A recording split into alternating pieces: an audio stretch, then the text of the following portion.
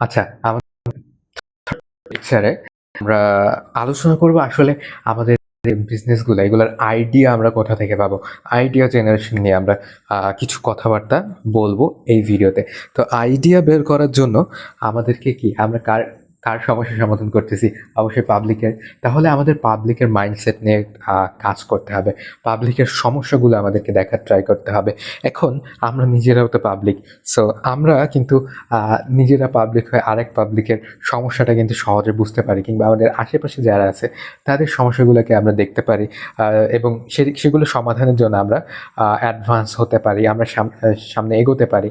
So আমাদের firstly যেটা দেখতে হবে যে অন্যদের কমফোর্ট, অন্যরা কোন কাজ করতে ভয় পাচ্ছে, অন্যরা কি চাচ্ছে, অন্যদের ডিমান্ড কি, অন্যদের চাহিদা কি, অন্যদের ইচ্ছা কি, অন্যরা কি মনে করছে যে এইটা এমন হলে ভালো হতো, ওই যে এইটা এমন হলে ভালো হতো, এই বিষয়গুলা ধরার ট্রাই করতে হবে।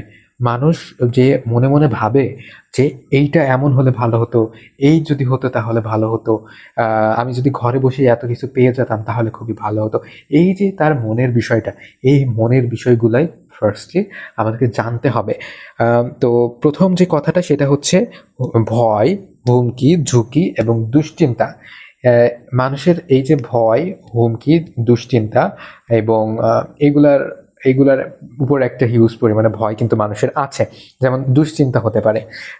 আমি যেহেতু এডটেক এর পেছনে আছি, সো এখানে মানুষের দুশ্চিন্তা কিন্তু নানাভাবে হতে পারে। পড়াশোনা রিলেটেড কি ধরনের দুশ্চিন্তা হতে পারে? এমন দুশ্চিন্তা হতে পারে যে হয়তো তার হয়তো তার আশেপাশে কোনো ভালো টিচার নাই। সো তার এখানে কিসের দুশ্চিন্তা? ভালো টিচারের দুশ্চিন্তা, যে আমাদের আশেপাশে তো কোনো ভালো টিচার নাই, তাহলে তাকে ভালো টিচার দিতে হবে। এখন তাকে কিভাবে ভালো টিচার দেওয়া যায় এটা ভাবতে হবে। কিংবা আরো মানুষের কিছু কিছু স্টুডেন্ট আছে যারা হয়তো পরীক্ষা নিয়ে ভয় করে, পরীক্ষাকে অনেক ভয় পায়। সো তাদের জন্য কি করা যেতে পারে যাতে তারা পরীক্ষাকে আর ভয় না পায়, পরীক্ষাটাকে যেন তারা এনজয় করে।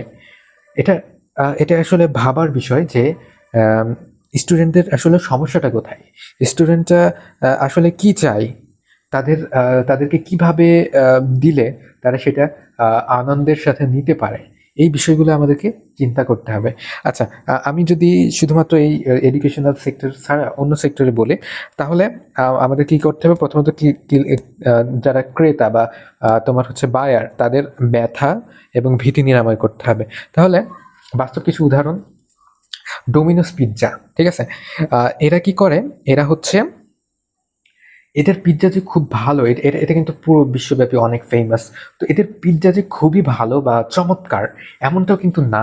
তাহলে তাহলে কি, কোন জিনিসটা তাদেরকে সাকসেস বানিয়েছে? এখন পিৎজা, আশেপাশে যত এভারেস্ট পিৎজা আছে সবগুলোর স্বাদ তো প্রায় একই রকম হবে। এটার স্বাদের দিক থেকে কিন্তু কখনোই মানে মোস্ট অফ দ্য কেসেস হয়তো স্বাদের দিক থেকে কম্পিটিশনটা তেমন হবে না। তাহলে কোন দিক থেকে কম্পিট করা যেতে পারে? মানুষ শুধু স্বাদ না, স্বাদের সাথে সাথে আরও বেশ কিছু বিষয় কিন্তু চাই। যেমন আমি কোনো কিছু একটা অর্ডার করলাম, কোনো একটা খাবার অর্ডার করলাম, খাবার অর্ডার করার পরে তুমি দেখবা যে রান্না কেবল শুরু হয়েছে এবং তোমার সব থেকে ফেভারিট জিনিসটা রান্না করছে। সো ওইটার পেছনে বা ওইটার জন্য কিন্তু তোমার অপেক্ষা শেষ হবে না, ঠিক আছে? মানে অনেক অপেক্ষা করবা তুমি, যে কখন রান্না শেষ হবে, কখন আসলে ওইটা আমি খেতে পারবো। সো পিৎজার ক্ষেত্রে এমন, যারা পিৎজা লাভার আছে অবশ্যই পিৎজা অর্ডার করবে তারা। সো তারা অবশ্যই চাইবে যে আমি যেন সময়ের ভেতরে পিৎজাটা পাই, যদি কথাই নাই, যদি একটা ফিক্সড টাইমের ভেতরে সে তার পিৎজাটাকে পেয়ে যায়। সো এই যে বিষয়টা টাইম রিলেটেড, মানুষ শুধু স্বাদ না, তুমি যদি ওইখানে টাইমটাকে অল্প টাইমের ভিতরে এবং একটা ফিক্সড টাইমের ভিতরে তার কাছে পিৎজাটা পৌঁছাইতে পারো, তাহলে তুমি কিন্তু অন্য মানুষের থেকে পুরো 99% আলাদা হয়ে গেলে। সো আমাদেরকে দেখতে হবে যে অলরেডি মার্কেটে এক্সিস্ট করে, কিন্তু তাদের থেকে আমরা কি এক্সট্রা দিতে পারি বা কি এমন জিনিস দিতে পারি যেগুলো আসলেই দরকার আছে, যেগুলো আসলেই দরকার আছে এবং অন্যান্যরা কেউ দিচ্ছে না, কিন্তু কাস্টমারের বিষয়টা আসলে দরকার আছে। সো এইরকম কোনো কিছু দেওয়া যেটা অন্যরা দিচ্ছে না, অন্যরা অলরেডি এক্সিস্টিং আছে, কিন্তু এরকম এক্সট্রা কিছু কিছু বিষয়, কিছু কিছু সার্ভিস আছে যেগুলো অন্যরা দিচ্ছে না। এই বিষয়গুলা কে আইডেন্টিফাই করতে হবে এবং তার ভিতরে কিছু বিষয় আমাদেরকে কি করতে হবে, পিক করতে হবে এবং সেগুলোকে অ্যাপ্লাই করতে হবে এবং সেগুলোর উপরে আমাদেরকে জোর দিতে হবে। এখন ডোমিনোস পিৎজা কি করলো, তারা হচ্ছে আম, ওই যে ওইটাকে বাস্তবায়ন করলো যে 30 মিনিটের ভিতরে আমি পিৎজা তোমার ঘরে চলে যাবে, এটা একদম 100% গ্যারান্টি। সো যদি না হয় তাহলে পিৎজার বিল মাফ। সো এই যে ব্যাপারটা, এটার ফলে কি হলো যে যারা তোমার হচ্ছে বায়ার বা যারা ক্রেতা আছে তারা বেশি বেশি করে অন্যান্য জায়গার থেকে ডোমিনোস পিৎজাতে অর্ডার করা শুরু করলো এবং এখান থেকে নিতে লাগলো। সো এইটা এটার জন্য প্রথমত একটা সিস্টেম বিল্ড করা এবং পরবর্তীতে কি হলো, অটোমেটিক্যালি কিন্তু মার্কেটিং এটার হয়ে গেল।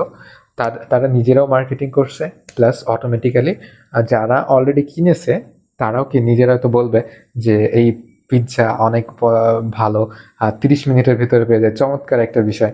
সো তারা নিজেরাও মার্কেটিং করবে, অর্থাৎ কাস্টমাররা একদম ফ্রি মার্কেটিং করে দিবে আপনার। এবং যে মার্কেটিংটা আপনি হাজার হাজার টাকা খরচ করে করবেন তার থেকে বেটার হবে যখন অন্যরা আপনার প্রোডাক্ট বা সার্ভিস নিয়ে কাউকে রেফার করবে, তখন কিন্তু বিষয়টা আরও বেশি ইফেক্টিভ বা চমৎকার হবে। আমরা কিন্তু সাধারণত অ্যাডভার্টাইজ বা অ্যাড দেখে আমরা তেমন একটা আকর্ষিত হই না। যখন অন্যরা প্রিফার করে তখন আমরা মনে করি যে দেখা যাক তো এই সার্ভিসটা কেমন, দেখা যাক তো এই প্রোডাক্টটা কেমন, তখন কিন্তু আমরা আবার ভেবে দেখি কিংবা সেটা নেওয়ার উপরে আমরা বায়াসড থাকি। সো অন্যরা যাই বলুক না কেন, নিজের যেটা ডিপেন্ড করে সেটা হচ্ছে কিসের উপরে, রেফারের উপরে। সো রেফারটাও এখানে কিন্তু ভালো আসার অনেক সম্ভাবনা থাকবে।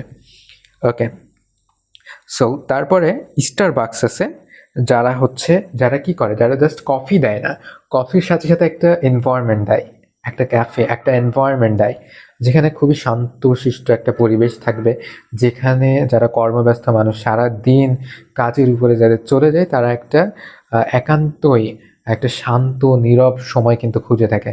তারা জাস্ট ওই এই একটা একটা কাপ কফি বা এক কাপ চা খাওয়ার জন্য কিন্তু এখানে যায় না।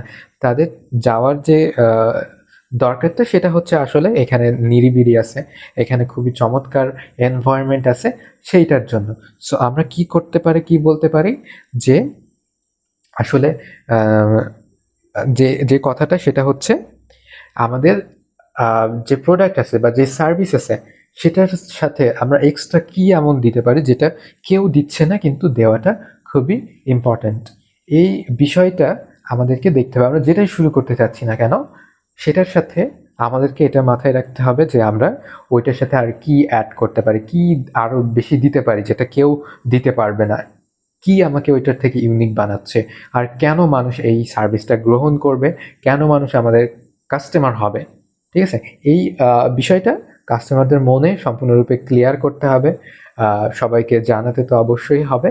এবং যদি সিস্টেমটা ভালো করে বিল্ড করতে পারো, ভালো করে একটা এনভায়রনমেন্ট সেট আপ করতে পারো, সিস্টেম সেট আপ করতে পারো, তাহলে আশা করা যায় যে আর কেউই কিন্তু ওইখান থেকে সহজে যাবে না কিংবা একদম পার্মানেন্ট একটা কাস্টমার হয়ে যাওয়ার একটা সম্ভাবনা আছে। এবং যদি এমনটা হয় তাহলে অবশ্যই এখানে কিন্তু রেফারের কোনো অভাব থাকবে না, অহরহ রেফার কিন্তু এখানে হতে থাকবে।